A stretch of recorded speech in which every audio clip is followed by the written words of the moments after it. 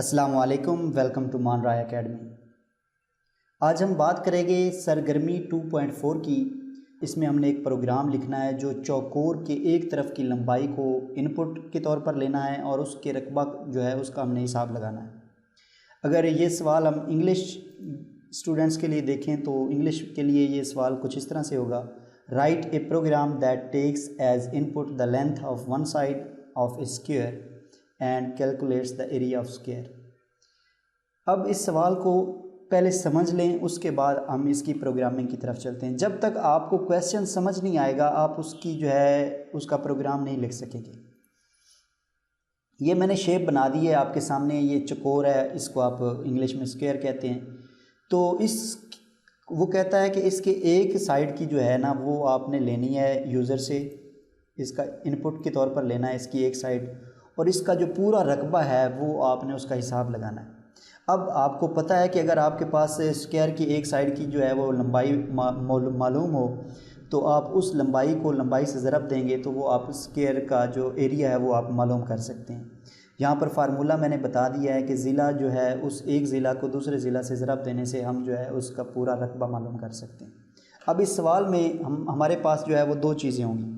एक चीज़ तो हमने जो है वो लेनी है, वो होना है हमारा ज़िला, उसको हमने लेना है एज ए इनपुट, उसको हम इंग्लिश में कहेंगे तो साइड कह सकते हैं। और दूसरी चीज़ है कि हमने उस पर एरिया मालूम करना है, यानी दो चीज़ें हो गई, साइड लेकर एक ज़िला लेकर उस पर हमने उसका एरिया मालूम करना है। तो ये हमारे दो वेरिएबल बनेंगे। अब इन दो वेरिएबल को हम जो है वो मालूम करते हैं, इसके ऊपर जो है वो हम कोडिंग करते हैं। जब तक आप सवाल का जो मेन थीम है वो आप नहीं समझेंगे तो उसका प्रोग्राम लिखना आपको नहीं आएगा। तो ये चीज़ बहुत प्राइम है और बेसिक चीज़ है कि आप सबसे पहले अपना जो सवाल है उसको एक रफ़ सी शक्ल दे लें और उस सवाल को अच्छी तरह से समझ लें कि इसमें हमने करना क्या है। उसको आप अपने जो है दिमाग से आप उसको फ़िलहाल उसको थोड़ा सा रफ़ स्केच के साथ उसको डिज़ाइन कर लें कि ये चीज़ वो मांग रहा है, इस तरह वो मांग रहा है। जब आपके पास एक रफ़ स्केच बन जाएगा तो उसको फिर आपको प्रोग्रामिंग लिखना बहुत आसान हो जाएगा।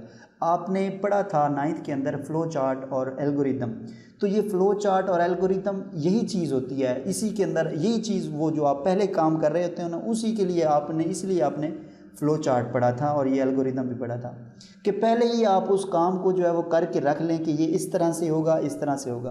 तो जब आपको ये चीज़ समझ आ जाती है तो उसके लिए प्रोग्राम लिखना फिर मुश्किल नहीं रहता। तो हम चलते हैं अपने प्रोग्राम की तरफ और हम इनपुट के तौर पर हम लेंगे। अभी हम ये चीज़ समझ आ गई कि हमें एक वेरिएबल चाहिए होंगे, दो वेरिएबल चाहिए होंगे। एक वेरिएबल में जिसमें हमने एक साइड यूज़र से मांगनी है और उस साइड पर हमने जो है वो एरिया मालूम करना है। तो चलते हैं अब इसको जो है वो समझते हैं प्रैक्टिकली। तो यहाँ पर ये हमारा कोड मौजूद है, इसमें हम लेंगे दो वेरिएबल। एक वेरिएबल हम लेंगे साइड, दूसरा वेरिएबल हम लेंगे इसके ऊपर एरिया जो हमने मालूम करना है। तो ये दो वेरिएबल ले लिए। अब इन दो वेरिएबल में से हमने साइड जो है एक साइड वो यूज़र से डिमांड करनी है कि जो यूज़र है वो टाइप करे एक साइड, अपने जो स्क्वायर है उसकी एक साइड जो है वो टाइप करे। तो हम यहाँ पर प्रिंट एफ फंक्शन यूज़ करेंगे। तो ये यहाँ से अब आप लाइन जो है वो यहाँ पर आप कोई भी लिख सकते हैं। यूज़र से आपने एक साइड मांगनी है, उसके लिए आप कोई भी लाइन लिखें। तो आप हम लिखेंगे please inter one side of square. तो यहाँ पर हम जो है वो इसको इस लाइन को टर्मिनेट करवा देंगे। तो अब इसको हमने क्या करना है, अगली चीज़ होती है कि हमने इसको स्कैन एफ फंक्शन के ज़रिए से महफूज करवाना है जो हमने अभी लिया है।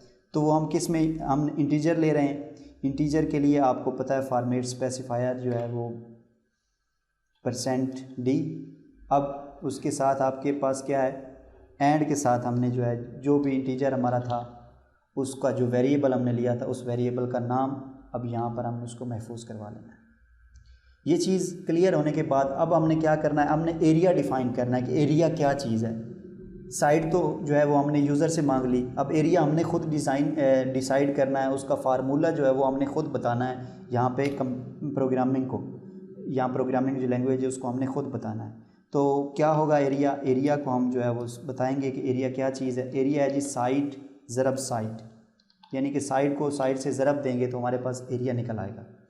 अब हमने इस चीज़ को आउटपुट में भी दिखाना है, तो आउटपुट में किस तरह से दिखाएंगे, हम प्रिंट एफ फंक्शन लेंगे, उसके बाद हम बताएंगे कि द एरिया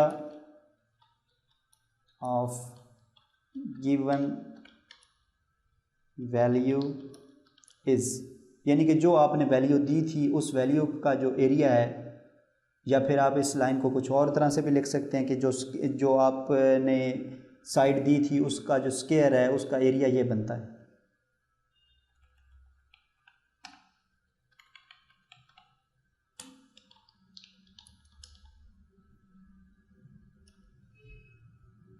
यहाँ पर आप इसको %d और यहाँ पर अब क्या चीज़ हम यहाँ शो करवाएंगे, एरिया शो करवाएंगे, तो यहाँ पर हम एरिया लिखेंगे, एरिया यहाँ पर इसको जो है वो टर्मिनेट करवाएंगे और इसका प्रिंट लेंगे।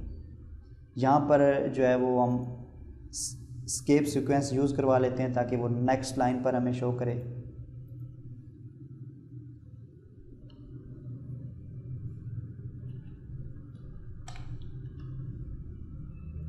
तो अब इसको हम पहले कंपाइल करते हैं और फिर रन करते हैं, और ये चीज़ मैं आपको एक ही लाइन में अभी करके दिखाऊंगा। यही चीज़ मैं आपको दूसरी तरह से भी दिखाऊंगा, क्योंकि मैं आपको ये चीज़ सिर्फ सिखाना नहीं चाह रहा, मैं आपका दिमाग जो है वो थोड़ा सा खोलना चाह रहा हूँ, क्योंकि प्रोग्रामिंग सिर्फ आपका दिमाग है। अगर आपका दिमाग खुल गया तो फिर आप प्रोग्रामिंग कर सकते हैं। अगर आप कॉपी पेस्ट करने के आदी हो जाएंगे तो फिर आप कभी प्रोग्रामिंग नहीं कर सकेंगे। आप अपने वेज से उस सवाल को हल करने की कोशिश करें, डिफरेंट वेज से उस सवाल को हल करने की कोशिश करें। जितने डिफरेंट वेज आप अप्लाई करेंगे उतना ही आपका जो दिमाग है वो खुलता जाएगा और प्रोग्रामिंग में आपका जो दिमाग है वो चलना शुरू हो जाएगा। अगर आप कॉपी पेस्ट के आदी बन जाएंगे तो फिर काम नहीं चलेगा। तो मैं इसका एक और सोल्यूशन बताऊंगा आपको कि इसको और किस तरह से हम कर सकते हैं डिफरेंट वे से। तो इसको पहले हम करते हैं जी कंपाइल। उसके बाद ये देखें, यहाँ पर ये चीज़ चेक करना बहुत ज़रूरी है कि यहाँ पर कोई एरर तो नहीं है। तो ये यहाँ पर कोई एरर नहीं है, तो हम अब इसको यहाँ पर रन करते हैं। अब यहाँ पे देखें तो वो हमसे मांग रहा है कि वन साइड ऑफ स्क्वायर, यानी कि इस स्क्वायर की जो एक साइड है वो आप यहाँ पर आपसे मांग रहा है, तो वो हम उसको बताते हैं। ये देखिए जी, एक साइड हमने उसे बताई तो वो बता रहा है the area of square is 625। अब आप देख सकते हैं कि बिल्कुल परफेक्ट उसने जो है वो निकाला है इसका रिज़ल्ट। अब इसका दूसरा सलूशन क्या होगा कि हम एक ही वेरिएबल से ये काम अगर हमें करना पड़े तो हम किस तरह से करेंगे। अगर आपसे जो है वो क्वेश्चन में ये आ जाता है कि एक ही वेरिएबल से आप इस सवाल को हल करें या एरिया जो है वो मालूम करें एक ही वेरिएबल लेकर, तो हम किस तरह से उसको चेक करेंगे, देखते हैं। अब हमने वेरिएबल में जो एरिया था वो हमने नहीं लेना, हमने सिर्फ एक साइड जो है वो यूज़र से मांगनी है और उसी के ऊपर हमने जो है वो रिज़ल्ट शो करवाना है। जब यूज़र हमें साइड देगा तो उसको हम इसी तरह जो है वो सेव करवाएंगे जिस तरह ये पहले है। अब ये एरिया जो हमने कॉल किया था, जो इसका फंक्शन बनाया था, इसको आप जो है वो छोड़ दें या इसको मतलब डिलीट कर दें।